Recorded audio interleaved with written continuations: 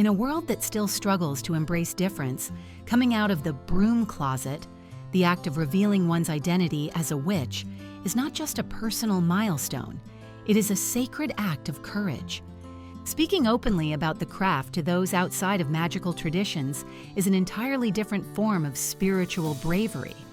It challenges us not only to be authentic, but also to become ambassadors of truth, clarity, and compassion. The decision to share one's path as a witch is deeply personal. It cannot and should not be taken lightly.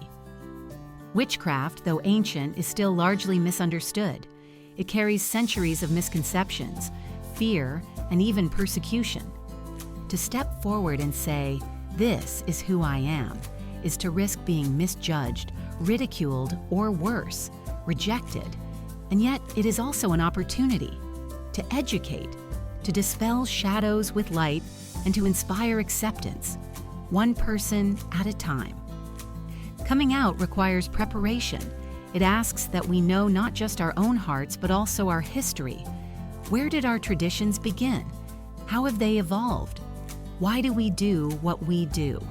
The more grounded we are in our knowledge, the more confident we become in gently countering the myths that swirl around our faith like autumn winds through fallen leaves. Diplomacy becomes our wand in these moments.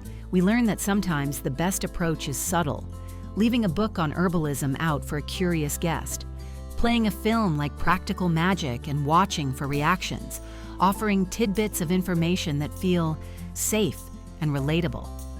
It is not about hiding, it is about pacing. People need time to reframe their perceptions, and we, as witches, must hold space for that transformation, just as we hold space in ritual for the rising of energy and the quiet that follows. Still, there will be questions. Some may be sincere, others may be mocking or steeped in fear. Yet no matter how they come, our response matters. When we speak from calm, respectful authority, we dismantle prejudice with every word. We show that witches are thoughtful, kind, educated, and most of all, human. We remind the world that Wicca is a recognized religion, that the core of our craft is to honor the sacred, to harm none, and to live in harmony with earth and spirit. We must never apologize. Being a witch is not something to be excused, it is something to be proud of. For generations, witches were the healers, the midwives, the wisdom keepers of their communities. That legacy lives in us. Our hands still bless herbs and candles. Our voices still chant beneath moonlight.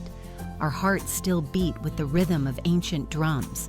We are the continuation of a story that refuses to be silenced. Of course, patience is key.